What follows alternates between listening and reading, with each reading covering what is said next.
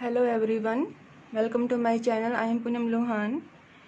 अगर आप मेरे चैनल पर नए हैं या फिर मेरी वीडियोज़ को पहली बार देख रहे हैं तो प्लीज़ मेरी वीडियोज़ को लाइक करें, चैनल को सब्सक्राइब करें, कमेंट करें और साथ ही बेल आइकन को प्रेस करें ताकि जब भी मैं कोई नया वीडियो डालूँ वो सबसे पहले आप लोगों के पास पहुँचे। तो हमारा जो चल रहा है सिलेबस, वो हमारा पीजी का सिलेबस चल रहा है।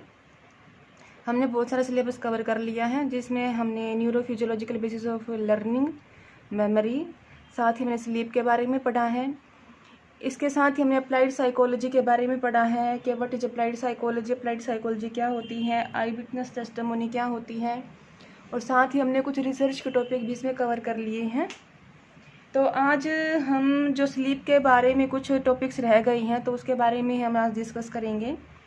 मेनली आज का हमारा टॉपिक है neurophysiological basis of attention and arousal, कि अटेंशन क्या होती है, अराउजल क्या होता है। बेसिकली आप लोगों को सब पता होगा, जब हम सो जाते हैं तो वो हमारा अलर्टनेस, हम उसमें नहीं होते, हम उसमें सो जाते हैं जिसमें हमारी सारी वेव्स स्लो हो जाती हैं, हम अनकॉन्शियस में चले जाते हैं। बट जब हम अवेकन होते हैं, अराउजल होते हैं, अटेंशन होते हैं, तो क्या होता है कि आप एक कॉन्शियसनेस की स्टेज में आ जाते हो।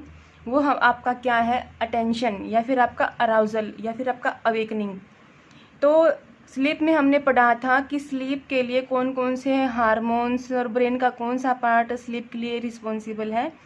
तो आज हम पढ़ेंगे कि जब हम सो जाते हैं और तब जब हम उठते हैं और उठने के बाद जो हमारे अंदर अराउजल का लेवल आता है और जब हम अटेंशन में आते हैं तो ब्रेन के या बॉडी का कौन सा पार्ट किस काम के लिए जिम्मेवार है। मेनली आप लोगों ने देखा होगा कि बहुत सारे ऐसे लोग होंगे, ऐसे व्यक्ति भी होंगे जो आपके परिवार में भी होंगे, जैसे वो सुबह उठ जाते हैं बट सुबह उठने के बाद वो जल्दी से किसी काम को नहीं करते।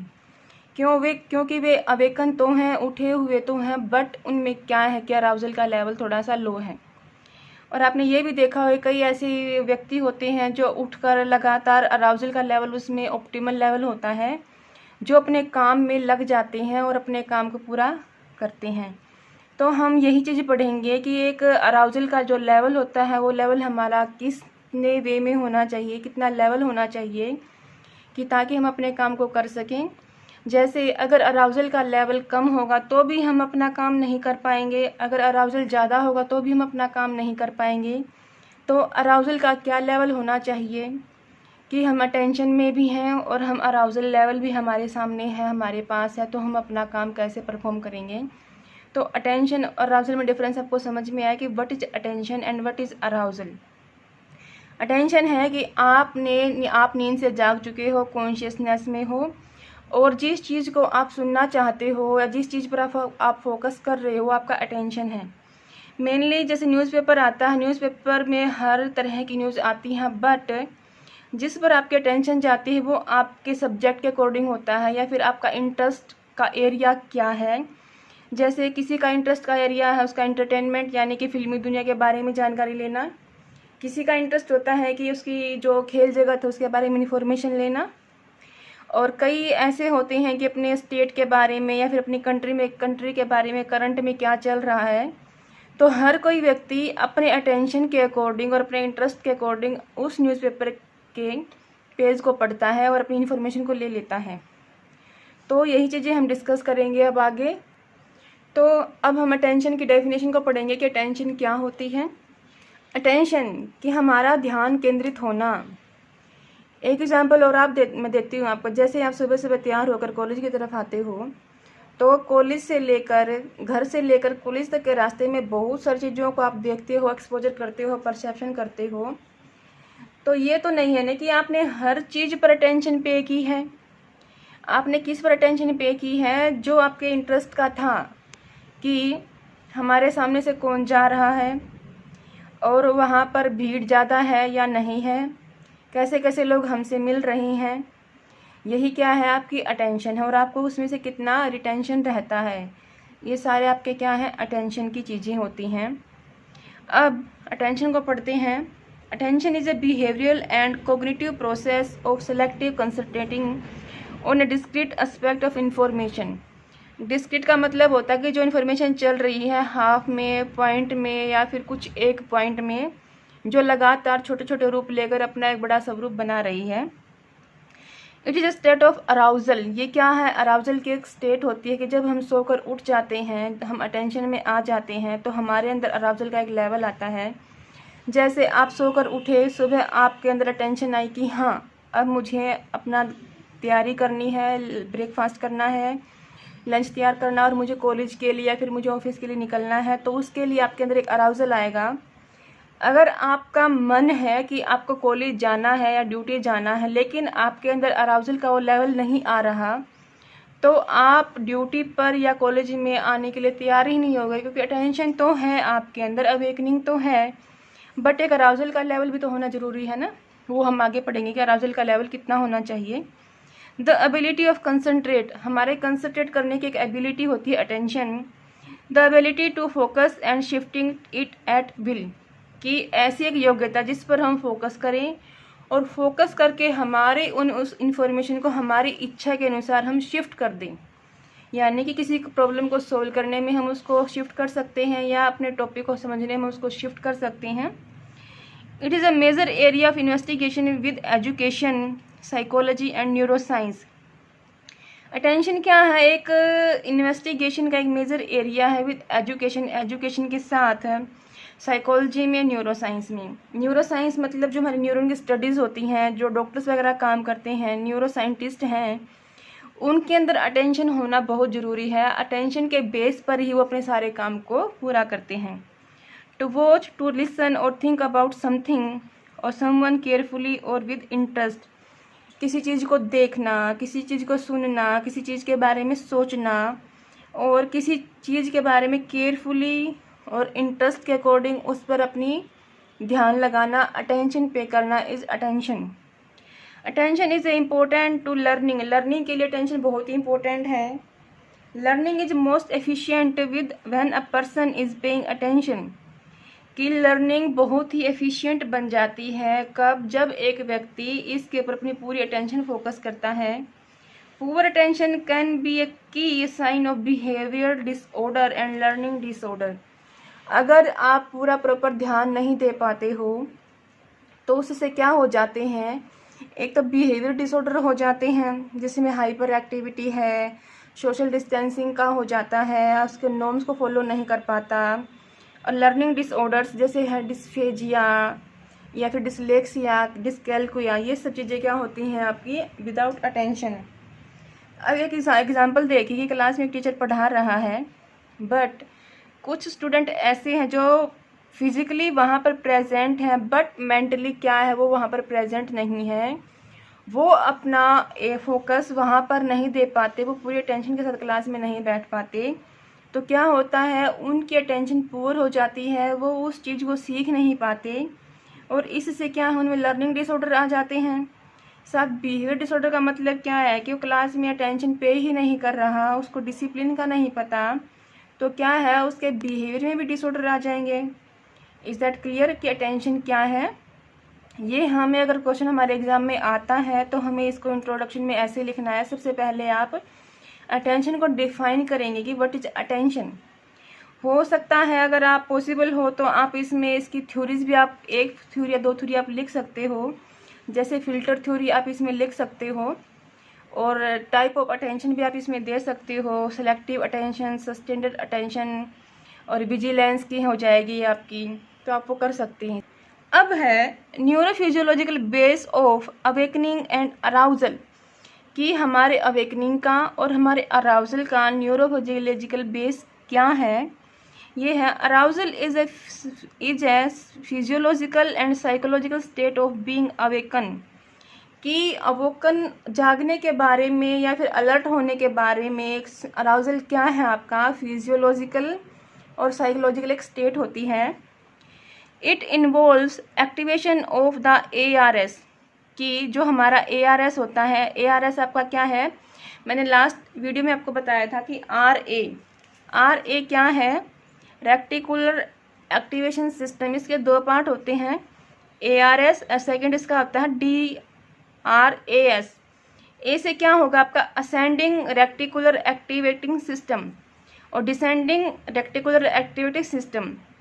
जैसे आपने अपनी काउंटिंग में डिसेंडिंग ऑर्डर और असेंडिंग ऑर्डर किए हैं, ऐसे ही आपका आर ए काम करता है असेंडिंग के रूप में और डिसेंडिंग के रूप में। असेंडिंग क्या है, जो इन्फॉर्मेशन को ऊपर तक पहुंचाता है वो आपका असेंडिंग ऑर्डर कहलाएगा, और डिसेंडिंग क्या है, जब वो ऊपर की इन्फॉर्मेशन को नीचे लेकर आएगा। इज दैट क्लियर कि ए आर एस क्या काम करता है और डी आर ए एस क्या काम करता है। जैसे आपके असेंडिंग और डिसेंडिंग की फॉर्म होती है, वही चीज़ें आपको यहाँ पर करनी है कि असेंडिंग ऑर्डर और डिसेंडिंग ऑर्डर में क्या डिफरेंस है वो आपको क्लियर होगा, तो वहाँ बताने की अब ज़रूरत नहीं है। इट मेडिएट वेकफुलनेस, जो ए आर एस है क्या काम करता है, एक मेडिएट के रूप में काम करता है for wakefulness. A N S आपका automatic nervous system and the endocrine system, leading to increase heart rate, आपके हार्ट रेट को बढ़ाने में, एंड ब्लड प्रेशर को हाई या लो करने में, and a condition of sensory alertness, mobility and readiness to respond, कि हमारी जो सेंसरी इन्फॉर्मेशन उसके बारे में हम अलर्ट रहते हैं कि हमारे सामने अब कैसी इन्फॉर्मेशन आ रही हैं, विजुअल में है या फिर वो ऑडिटरी में है, अगर या हमें उसको टच करना है हमारी फिंगर से या हमारी स्किन से, और फिर क्या है मोबिलिटी, जो हमारे जैसे है एक आवागमन टू मूव करना, और साथ ही रेडीनेस टू रिस्पोंड, और जैसे ही हमारे सामने वो इन्फॉर्मेशन आती हैं हम उसको रिस्पॉन्स कर देते हैं। इज दैट क्लियर कि अराउजल क्या है, ये यहाँ से क्लियर हो गया है आपको। Wakefulness is regulated bye A R A S, जो आपका वेकफुलनेस है वो भी किस से रेगुलेट होता है, ए आर ए एस, यानी कि आपका ascending reticular activation system. A R S is regulated by neurons, जो आपका ए आर एस है वो भी किसी ना किसी चीज़ से रेगुलेट होगा, वो किस से रेगुलेट होता है, न्यूरॉन से रेगुलेट होता है, जो दैट रिलीज द न्यूरोट्रांसमीटर, जो न्यूरोट्रांसमीटर को रिलीज करते हैं। For example acetylcholine, norepinephrine, dopamine, histamine and serotonin, कि जो आपका ए आर एस है वो किन न्यूरॉन से रेगुलेट होता है, जो न्यूरॉन ट्रांसमीटर को रिलीज करते हैं। For example acetylcholine, norepinephrine, dopamine, histamine and serotonin. अब हम कुछ इम्पोर्टेंट कॉन्सेप्ट करेंगे कि अराउजल हमारा किस किस चीज़ को रेगुलेट करने में इम्पोर्टेंट रोल प्ले करता है। Arousal is important in regulating consciousness, आपके चेतन के स्वरूप में जब आप प्रेजेंट में कोई काम कर रहे हो, आपके प्रेजेंट के बारे में, attention, alertness and information processing. अब प्रेजेंट में जैसे मैं बोल रही हूँ और आप मुझे सुन रहे हो, तो आपका अराउजल लेवल है कि आपने अपना मोबाइल उठाया, उसमें से आपने मेरे चैनल को ओपन किया और आपने मेरी ये वीडियो देखी, ये आपका क्या है, अराउजल, क्योंकि आपके अंदर एक अराउजल लेवल आ चुका है कि आपको ये टॉपिक कंप्लीट करना है। तो क्या है, जैसे मैं बोल रही हूँ, कॉन्शियसनेस आपका प्रेजेंट में चल रहा है, अटेंशन, आपने फुल अटेंशन पे कर रखी है कि मुझे ये टॉपिक समझना है और मेरे अगर एग्ज़ाम में आता है तो मैं इसको अच्छे से अटैम्प्ट कर पाऊँ। अलर्टनेस भी है कि आपने हर टॉपिक को, हर लाइन को अच्छे से ध्यान से सुना है। एंड इन्फॉर्मेशन प्रोसेसिंग, कि जैसे आपने इन्फॉर्मेशन ली, जो ये आपकी सेंसरी इन्फॉर्मेशन है, ये आपके एसटीएम में जाएगी, फिर आपके एलटीएम में जाएगी। क्लियर है, क्योंकि आपको हर एक टॉपिक को साथ में इंटरेक्ट करके पढ़ना है, क्योंकि हर साइकोलॉजी में हर टॉपिक एक दूसरे से इंटरकनेक्टेड होता है। It is crucial for motivating certain behaviour, ये क्या है, आपके बिहेवियर के लिए भी एक प्राथमिक कदम होता है। जैसे मोबिलिटी, कि आपको यहाँ से वहाँ जाना है, स्कूल से घर आना है, घर से स्कूल जाना है, मार्केट जाना है या किसी कोचिंग क्लास को जाना है। द परस्यूट फॉर न्यूट्रिशंस, जो आपकी न्यूट्रिशंस है उसके लिए इम्पोर्टेंट रोल प्ले करता है। द फाइट और फ्लाइट रिस्पॉन्स, कि आपको भागना है या फिर वहाँ रुक कर उससे फाइट करनी है, आपके इस फिनोमेना के लिए भी आपकी अराउजल काम करता है। सेक्सुअल एक्टिविटी एंड इमोशन है, जैसे किसी को फियर हो जाता है, डर के वो भाग जाता है, जैसे हमने थ्योरीज पढ़ी हुई हैं, जेम्स लंजे थ्योरी है, कैनन-बार्ड थ्योरी है, उसमें सब बताया गया है कि इमोशंस कैसे उसके अंदर अराउज होता है और कैसे वो अपने इमोशन को रेगुलेट करता है। तो इन चीज़ों के लिए क्या है, एक अराउजल होना ज़रूरी होता है। अकॉर्डिंग टू हैंस आइजेंक ने भी बताया है difference in baseline arousal level, कि हर व्यक्ति के अराउजल लेवल में एक डिफरेंस होता है, एक उसकी बेसलाइन होती है। पीपल टू बी एक्सट्रावर्ट और इंट्रोवर्ट, कि एक अराउजल ही होता है जो व्यक्ति को डिफरेंशिएट करता है कि वो एक्सट्रावर्ट पर्सन बनेगा या फिर वो इंट्रोवर्ट पर्सन बनेगा। जो इंट्रोवर्ट व्यक्ति होता है वो अपने आप में ही खुश रहता है, वो अपने घर में अकेला रहता है, उसको किसी से बातचीत करना पसंद नहीं होता। और एक्सट्रावर्ट क्या है, इनको ज़्यादा अराउजल लेवल चाहिए, जब ये बाहर जाएंगे तब ये अराउज होंगे और तब ये अपना काम पूरा अच्छे से कर पाएंगे। बट जो इंट्रोवर्ट है उसमें अराउजल लेवल हमेशा एक ऑप्टिमल लाइन में होता है कि वो अपना हर काम बिना किसी स्टिमुलस के, बिना किसी के अराउजल के अपने काम को वो कर सकता है। अब हम उस अराउजल लेवल के बारे में बात करेंगे कि हमारे अंदर कितना अराउजल लेवल होना चाहिए।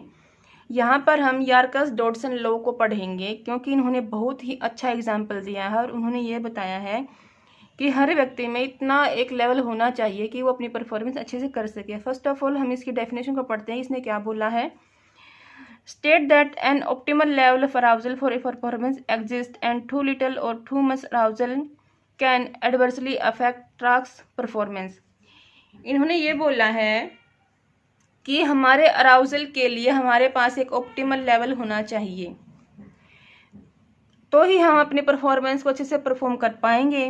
But a little, too little जो बहुत ही थोड़ा हो, टू मच जो बहुत ज़्यादा हो, दोनों ही क्या करते हैं, आपकी टास्क परफॉर्मेंस को बहुत बुरे तरीके से इफ़ेक्ट कर देते हैं, आपकी वो परफॉर्मेंस हो ही नहीं पाती। तो हर काम के लिए आपको एक ऑप्टिमल लेवल होना ज़रूरी है। अगर टू लिटल है, अगर आपसे कोई ये कहे कि आपको ये काम करना हो और आपको वो काम करने का मन नहीं है, तो वो कितना ही आपको जोर दे ले, आप वो काम नहीं कर पाएंगी। एक ऐसा व्यक्ति है जिसमें बहुत ज़्यादा अराउजल है, जो सुनते ही उस काम की तरफ भाग पड़ता है, लेकिन जैसे वो काम स्टार्ट करता है वो थक जाता है, तो उसके बाद जो उसकी टास्क परफॉर्मेंस है वो बहुत ही बुरी तरीके से इफेक्ट हो जाएगी, वो अपना काम पूरा नहीं कर पाएगा। बट एक व्यक्ति जिसके अंदर ऑप्टिमल लेवल है, जिसने उस बात को सुना कि हाँ मुझे ये काम कंप्लीट करना है, तो वो अपना एक प्रोसेस बनाकर उस काम को करने लग जाएगा। और क्या है, उसके अंदर थकान नहीं होगी और अच्छे से वो अपने काम को पूरा करके दिखा देगा। One interpretation of the Yerkes Dodson law is the Easterbrook cue utilisation hypothesis, कि स्टर बुक में एक क्यू होता है, एक संकेत जिसको हम किसी काम का एक इशारा करते हैं। यूटिलाइजेशन हाइपोथेसिस एक दी थी। यह हाइपोथेसिस क्या थी, Easterbrook state that an increase of arousal decrease the numbers of cues that can be used, कि an in increase of arousal, जैसे जैसे हमारे अंदर अराउजल उत्पन्न होता जाता है, decrease the number of cues, और वैसे क्यूज जो हमें उस काम के लिए एक संकेत देते हैं, धीरे धीरे वो क्या है, डिक्रीज कम होते चले जाते हैं। यहाँ एक पिक्चर बनाई हुई है, यहाँ क्या बताया हुआ, यहाँ पर आपका है लेवल ऑफ अराउजल, ये पॉइंट आपका लो है, ये पॉइंट आपका हाई है। यहाँ पर आपकी क्वालिटी ऑफ परफॉर्मेंस बताया गया है। अब देखिए, अगर किसी व्यक्ति के अंदर एक लो अराउजल है, लो में क्या है, स्लीप आएगी, थोड़ा सा और वो बढ़ जाता है तो उसमें बोर्डम आ जाती है, वो सोते सोते भी क्या है, सुबह अगर उठने के बाद ही वो चारपाई में गिरा रहता है तो बोर्डम आ जाएगी। फिर धीरे धीरे उसमें क्या आएगी, माइल्ड अलर्टनेस, कि वो थोड़ा सा अलर्ट हो जाएगा। फिर यहाँ जाकर उसमें ऑप्टिमल लेवल आएगा, कि लो लेवल से यहाँ पर क्या है, एक ऑप्टिमल लेवल है। फिर अगर वो लेवल बढ़ जाता है तो स्ट्रेस आ जाएगा, अगर वो लेवल और बढ़ गया तो उसमें एंग्जाइटी आ जाएगी, फिर क्या, उसमें पैनिक आ जाएगी। तो लो में क्या है, आपका भी कोई काम पूरा नहीं हो पाएगा। यहाँ भी अगर आप किसी काम को परफॉर्म करोगे तो वो क्या है, आपका ख़राब हो जाएगा, परफॉर्मेंस अच्छी नहीं हो पाएगी। अगर आपके अंदर अराउजल का लेवल हाई है तो वहाँ स्ट्रेस आ जाएगा, एंग्जाइटी आ जाएगी, पैनिक आ जाएगा। तो क्लियर है, आपको ये समझ में आया है। चलो मैं आपको एक सिंपल सा एक एग्जांपल देती हूँ। जब आप किचन में जाते हो, मेनली मैं एक किचन का एग्जांपल दूंगी आपको। जब आप एक गैस स्टोव चलाते हो जिसमें आपको सब्जी बनानी है, अगर मान लो आपने जाते ही फ्लेम को बहुत ही तेज हाई फ्लेम पे कर दिया, तो क्या है, जो आपने उसमें सब्जी डाली वो जल जाएगी, वो बनेगी नहीं। Is that clear. अब देखिए, अगर आपने वो लो किया है, लो में क्या है, वो हल्के हल्के गर्म होएगी, बट धीरे धीरे अगर हम उसको फ्लेम को धीरे धीरे एक ऑन करते जाएंगे तो एक ऑप्टिमल लेवल उसका आ जाएगा कि हाँ इस फ्लेम पे मुझे क्या करना है, यहाँ पर मेरा जो खाना है, जो सब्जी है वो मेरी पक जाएगी। अदरवाइज अगर हम उसको फिर से एक हाई पे करेंगे तो फिर वो जल जाएगी। तो शायद आपको क्लियर हो गया होगा यहाँ से कि जैसे जैसे हम गैस की फ्लेम को ऑन या हाई करते चले जाएंगे, जो भी हमारा जो मटेरियल है वो सारा क्या है, डिस्ट्रॉय हो जाएगा। ऐसे ही क्या है, हमारे काम के प्रति हमारा एक अराउजल लेवल होता है। अगर हम हमारे ऑप्टिमल लेवल के अकॉर्डिंग उस काम को करेंगे तो थकावट नहीं होगी, काम अच्छे से होगा, हम परफॉर्मेंस अच्छे से कर पाएंगे और जो हमारा अराउजल लेवल है वो ऑप्टिमल लेवल पर ही रहेगा। आई थिंक आपको यहाँ से ये लो समझ में आ गया होगा, आपको एग्जाम्पल क्लियर हो गया होगा। तो हम नेक्स्ट करते हैं। अब है कि जो हमारा अराउजल लेवल है फिर अवेकनिंग है, उसके अंदर फंक्शंस क्या क्या होंगे, किन कौन से ब्रेन के सिस्टम है, कौन कौन सा हमारा न्यूरोट्रांसमीटर जो उसके लिए रिस्पॉन्सिबल है। मेनली ये हमारी इंट्रोडक्शन थी, हमने उसको डिफाइन किया था। यहाँ से हम उसके न्यूरोबायोलॉजिकल बेस को क्लियर करेंगे कि कौन से हमारे ब्रेन में न्यूरोट्रांसमीटर आते हैं, कौन सा ब्रेन का एरिया किसके लिए रिस्पॉन्सिबल है।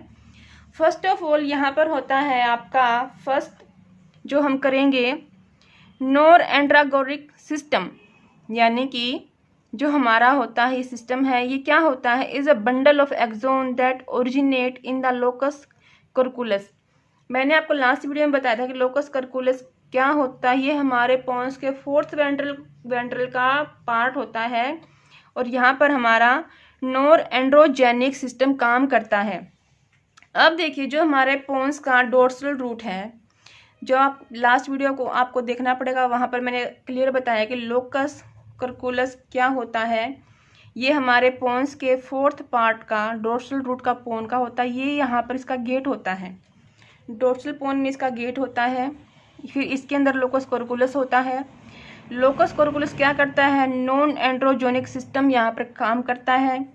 इस सिस्टम से नोरेपिनेफ्राइन नाम का एक हार्मोन या न्यूरोट्रांसमीटर रिलीज होता है और ये क्या करता है, neocortex, hippocampus, thalamus, basal forebrain, pons और मेडुला में जाएगा और यहाँ जाकर ये क्या करेगा, इन सबको अलर्ट कर देगा, यानी कि उसके अंदर एक अराउजल लेवल आ जाएगा और एक अटेंशन वो पे कर देगा। इज दैट क्लियर कि नोरएड्रेनर्जिक सिस्टम क्या होता है, is a bundle of axon, बंडलों एक एक्सोन का बहुत बड़ा बंडल होता है, that originate in the locus coeruleus, की लोकस कर्कुलस में ये ओरिजिनेट होता है। मेनली कहाँ होता है, हमारे डोर्सल पोन्स के अंदर एक एरिया है लोकस कर्कुलस, उसके अंदर हमारा नोरएड्रेनर्जिक सिस्टम होता है।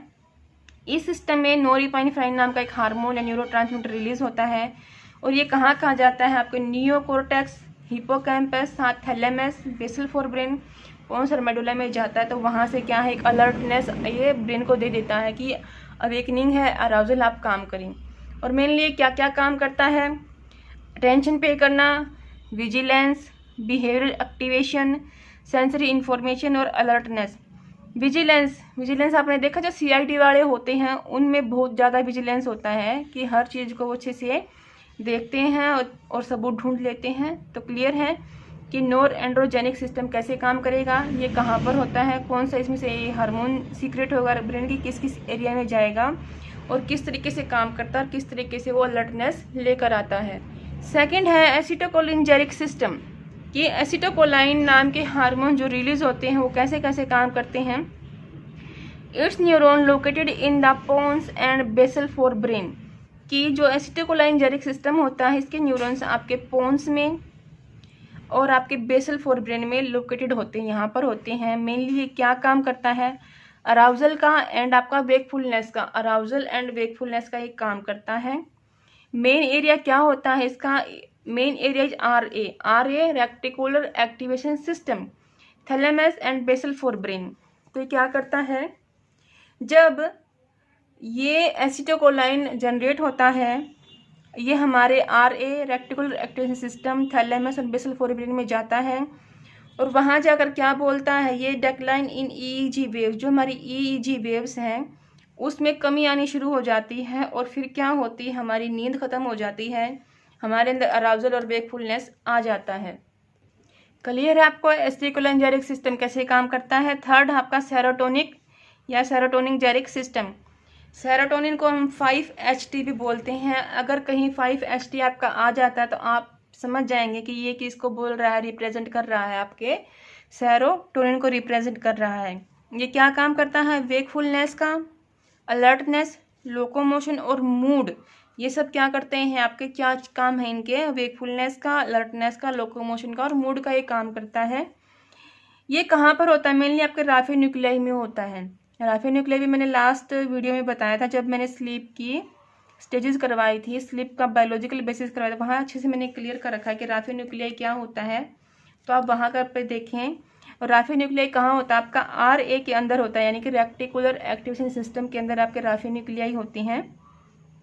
यहाँ से ये क्या करते हैं, कोर्टिकल को अराउजल करते हैं और वहाँ से सेरोटोनिन नाम का हार्मोन रिलीज होता है और फिर ये क्या करता है, हमारे ब्रेन को वेकफुलनेस, अलर्टनेस, लोकोमोशन और मूड में ले आता है। नेक्स्ट है हिस्टामाइन। हिस्टामाइन आपका 4th न्यूरोट्रांसमीटर है, 4th एरिया है। मेनली ये क्या काम करता है, अराउजल एंड वेकफुलनेस का ये काम करता है। मैंने अलग अलग से लिखे हुए हैं कि हर पार्ट या हर वो न्यूरोट्रांसमीटर जो हमारी वेकफुलनेस या अराउजल के लिए रिस्पॉन्सिबल है, या साइड में मैंने उनके काम भी किए लिखे हुए हैं कि हिस्टामाइन क्या काम करता है, अराउजल और वेकफुलनेस में बहुत इंपॉर्टेंट प्ले करता है, रोल प्ले करता है। ये कहाँ होता है, ये हमारे हाइपोथैलेमस में होता है। हाइपोथैलेमस में एक एरिया होता है, ट्यूबरोमेमिलिस न्यूक्लियस ने एक एरिया होता है। ये एरिया किस किस को कवर करता है, सेरिब्रल कोर्टेक्स को, थैलेमस को, बेसल गैंग्लियन को, बेसल फोरबिन एरिया को, हाइपोथैलेमस को। देखिए हिस्टामाइन कहाँ होता है, ये हाइपोथैलेमस के अंदर होता है। हाइपोथैलेमस में एक एरिया है जिसको ट्यूबरोमेमिलिस न्यूक्लियस बोला जाता है।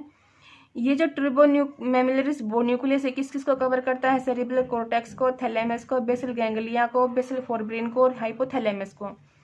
यहाँ से क्या होता है, एसिटाइलकोलाइन सीक्रेट होता है और ये क्या करता है, अराउजल और वेकफुलनेस का काम करता है। क्लियर है आपको, कुछ मुश्किल नहीं है। ये आपको नाम थोड़े से लग रहे होंगे कि मुश्किल है, लेकिन धीरे धीरे जैसे आप इनको 2-3 बार पढ़ोगे या 2-3 बार इसको रिवाइज करोगे या फिर मेरी वीडियोस को सुनोगे तो बहुत ही आपको आसान लगेंगे। और प्लीज़ इससे घबराए ना कि नाम बड़े बड़े हैं और ये समझ में नहीं आ रहे। अगर आपको ये लग रहा है कि हमें ब्रेन के पार्ट अच्छे से क्लियर नहीं है तो प्लीज़ आप मुझे कमेंट कर सकते हैं कि आप हमारे लिए एक ब्रेन का पूरा एक टॉपिक तैयार करें जहां आप हमें बताएं कि ब्रेन के कौन कौन से पार्ट हैं, वे क्या क्या काम करते हैं। मेनली आपका यही चीज़ इम्पोर्टेंट है कि जब आप न्यूरोलॉजिकल बेसिस करते हैं, चाहे वो मेमोरी है, चाहे वो लर्निंग है, मोटिवेशन है, इमोशन है, हर चीज़ के लिए आपको पहले ब्रेन को क्लियर करना पड़ेगा कि ब्रेन के कितने एरिया होते हैं, हर एरिया का क्या काम होता है, वहाँ से कौन सा न्यूरोट्रांसमीटर सीक्रेट होता है, वो क्या काम करता है। अगर आपको भी चीज़ें क्लियर हैं तो ही आप इन चीज़ों को पढ़ पाओगे। 5th है आपका हिपोकैनेटोजेनिक न्यूरॉन। ये क्या को बोलते हैं, इसको बोला जाता है सेल बॉडीज भी बोलते हैं इसको, और हिपोक्रोटीन भी बोलते हैं, ओरोक्सिन भी बोला इसका जाता है। इसके 3 नाम होते हैं। ये कहाँ पर लोकेटेड होता है, हाइपोथैलेमस में। हाइपोथैलेमस भी आपके 2 टाइप का होता है, वेंट्रल हाइपोथैलेमस और लेटरल हाइपोथैलेमस। ये आपके लेटरल हाइपोथैलेमस में लोकेटेड होता है और ये कहाँ कहाँ जाता है, goes into cerebral cortex, locus coeruleus, raphe nuclei, tuberomammillary nucleus, basal forebrain and dorsal pons. Dorsal का मतलब होता है कि एक दरवाज़ा होता है जिससे हम अंदर एंट्री करते हैं, और आपका दूसरा होता है वेंट्रल। एक होता है आपका वेंट्रल कि आप वहाँ से बाहर निकल गए हो, डोर का मतलब होता है एंट्री करना। तो पोन्स के डोर्सल का एरिया, आपके सेरिब्रल कोर्टेक्स का, लोकस कोर्कुलस का, raphe nuclei, tuberomammillary nucleus, basal forebrain और डोर्सल पोन्स के एरिया को ये इन सभी एरियाज में जाता है। और ये इनका अंत कहाँ होता है, जब एसिटाइलकोलाइन न्यूरॉन्स के सामने आ जाते हैं, वहाँ पर जाकर ये क्या करता है, अपना काम बंद कर देता है। इज दैट क्लियर, कि आपको क्लियर है कि ये क्या क्या काम करता है। साथ ही आपका अवेकनिंग का, अराउजल का ये काम करता है। फिर आपका डोपामाइनर्जिक सिस्टम, या इसको आप डोपामाइन सिस्टम भी बोल सकते हैं कि डोपामाइन नाम का एक हार्मोन होता है। ये क्या करता है, डोपामाइन को रिलीज करता है और ये किस किस एरिया को कवर करता है। Area is covered by mid brain, forebrain, limbic system, prefrontal cortex. ये किस किस एरिया में जाता है, मिड ब्रेन में, फोर ब्रेन में, लिम्बिक सिस्टम, प्रीफ्रंटल कॉर्टेक्स में जाता है। यहाँ से मेनली लिम्बिक सिस्टम का क्या काम होता है? Limbic system is responsible for control of mood. कि आपका मूड अच्छा है या आपका मूड खराब है, या किसी से आपका बात करने का मन नहीं है, या फिर आप इतने खुश हो कि आप वो बात किसको बताओगे, तो आपके मूड के ऊपर जो डिपेंड होता है वो आपका लिम्बिक सिस्टम कंट्रोल करता है। एक्साइटमेंट और अराउजल। एक्साइटमेंट कि आपने कुछ खुशी की खबर सुन ली तो आप बहुत ही एक्साइटेड हो गई हो, अराउजल हो गई हो, तो इन सब चीज़ों के लिए कौन रिस्पॉन्सिबल है? Limbic system. तो ऐसे क्वेश्चन आपके नेट में भी आते हैं कि हमारे मूड के लिए, एक्साइटमेंट के लिए, अराउजल के लिए हमारे ब्रेन का कौन सा पार्ट रिस्पॉन्सिबल है? Limbic system. साथ ही मूड किस में जाता है आपका? एक्साइटमेंट कहाँ जाते हैं आपके? मेनली आपके इमोशन है एक तरह के, तो इमोशन में हमारा कौन सा एरिया काम करता है? Limbic system. क्लियर है? तो आपको हर चीज़ को इंटरकोरेट करके पढ़ना होगा, क्योंकि आपका हर टॉपिक एक दूसरे से मैच करता है, एक दूसरे से ये इंटरकोरिलेटेड है। Prefrontal cortex is important in regulating motor movement. Motor movement क्या होता है? आपके हाथ पांव चलना, इधर से उधर जाना। जब हम क्रिकेट खेलते हैं या हम जब कोई दूसरा काम करते हैं, हम गाड़ी चलाते हैं, साइकिल चलाते हैं, हम भागते हैं, तो आपकी क्या मोटर मूवमेंट होती हैं? स्पेशली रिवार्ड ओरिएंटेड मूवमेंट, कि जहाँ पर आपको किसी काम को करने में शाबाशी मिलती है तो वो काम करता है आपका प्रीफ्रंटल कॉर्टेक्स। और जिस काम को करने में आपको पनिशमेंट मिलता है, रिवार्ड नहीं मिलता, उस काम के लिए रिस्पॉन्सिबल नहीं है। ये क्या काम करेगा आपका?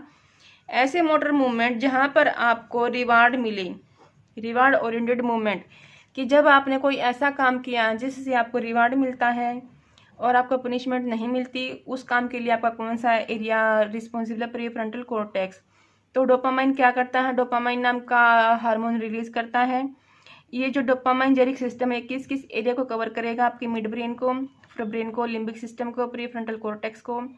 लिम्बिक सिस्टम क्या काम करता है? Control of mood, excitement and arousal. और प्रीफ्रंटल कॉर्टेक्स किसके लिए रिस्पॉन्सिबल है? आपकी मोटर मूवमेंट के लिए। स्पेशली कौन सी मूवमेंट? जहाँ से आपको रिवार्ड मिलता है, पनिशमेंट नहीं मिलता। तो आज का हमारा टॉपिक यहीं तक था। हमने इसमें क्या किया है, हमारे अटेंशन और अराउजल या अवेकनिंग के फिजियोलॉजिकल बेस किए हैं, न्यूरोलॉजिकल बेस किए हैं। तो आपको हर चीज़ पढ़ने के लिए सबसे पहले आपको जितनी मैंने आपको करवाया है वो सब आपको वीडियोस देखनी पड़ेंगी, फिर जाके आपको ये क्लियर होगा। तो अगर आप कुछ कमी रह गई हैं इसमें तो आप मुझे कमेंट भी कर सकते हैं। अगर आपको ये वीडियो पसंद आया तो आप इसे लाइक करें और साथ ही अपने दोस्तों में इसको शेयर करें, क्योंकि जो नॉलेज है आपकी शेयर करने से ही बढ़ती है। तो तब तक के लिए थैंक यू। मिलते हैं फिर अपनी नेक्स्ट वीडियो में एक नए टॉपिक के साथ।